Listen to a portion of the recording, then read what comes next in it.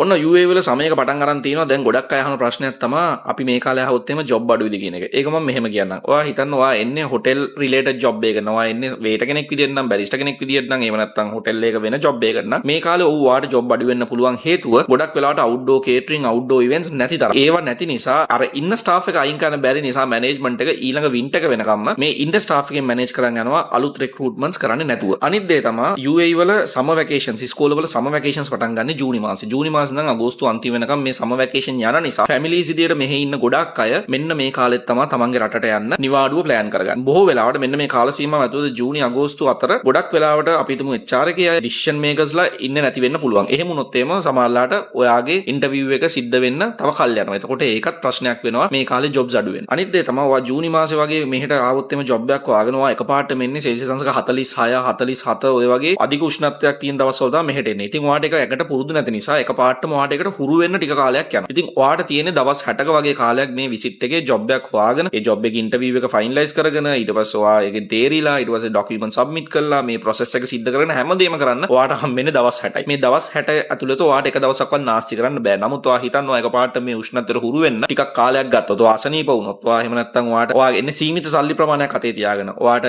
Job එකකට යනවා නම් ඔයා ඉන්ටර්විව් එකකට යනවා නම් ඔයා යන්න ඕනේ බස් එකේ ගිහිල්ලා මෙට්‍රෝ එකේ ගිහිල්ලා එහෙම යන්න. එහෙම නැතුව ඔයාට බෑ ඔයා එඩියට බැස්සලා යන ටැක්සි එක යන්න. මොකද ඔයා සීමිත මුදල් ප්‍රමාණයක් මැනේජ් කරගන්න ඕනේ මේ දවස් 60 ඇතුළත. ඉතින් ඔන්න ඔය වගේ ප්‍රැක්ටිකල් රීසන්ස් නිසා මේ කාලේ ජොබ් එකක් හොයන එක ටිකක් අමාරුයි. හැබැයි මේක හැම ජොබ් එකකටම අදාළද නැහැ. අපි හිතමු ඔයා ඉන්නේ IT සෙක්ටර් එකේ ජොබ් එකක් හොයාගෙන කියලා ඔයා ඉන්නේ බැංකුවක ජොබ් එකක් හොයාගෙන කියලා ඔයා ඉන්නේ එහෙම නැත්නම් වෙන මාකටිං ජොබ් එකක් හොයාගෙන කියලා මේක ඔයා කරන්නේ කම්පැනි ඇතුළේ ඉඳන්. ඒ කියන්නේ ඔයාගේ රස්සාවේ රටාව අනුව මේක ප්‍රශ්නයක් නැති වෙන්න පුළුවන්. ඉතින් ඔයා පොඩ්ඩක් කල්පනා කරන්න ඕනේ. ඔයා පොඩි ස්ටඩි එකක් කරන්න ඕනේ. මම මෙන්න මේ කාලේ එනවා නම් මම කරන ජොබ් එකට වේකන්සිස් තියෙනවද ඩිමාන්ඩ් එකක් තියෙනවද කියලා. අපි මොන දේ කිව්වා තමන් එන්න කලින් කරන ස්ටඩි එක හරහා තමයි තමන්ට ජොබ් එකක් හම්බ වෙනවද නැද්ද කියන එක තීරණය වෙන්නේ. ඒක නිසා ඔයගොල්ලෝ සමහර කාලේ යනවා නම් 3 පාරකට 4 පාරකට වඩා හිතන්න ඕගොල්ලෝ මේ කරන්න යන දේ හරිද? ඕගොල්ලෝ මේ යන්නේ හරිම කාලෙද කියලා. එහෙම නැත්නම් තවත් හොඳට ලෑස්ති වෙන්න කාලය අරගන්න ඔක්තෝබර් මාසෙ විතර වෙද්දී ඕගොල්ලෝ එන්න ප්ලෑන් කරන්න අනිවාර්යෙන් ඕගොල්ලන්ට ජොබ් එකක් හොයාගන්න පුළුවන්. එහෙනම් ජය වේවා.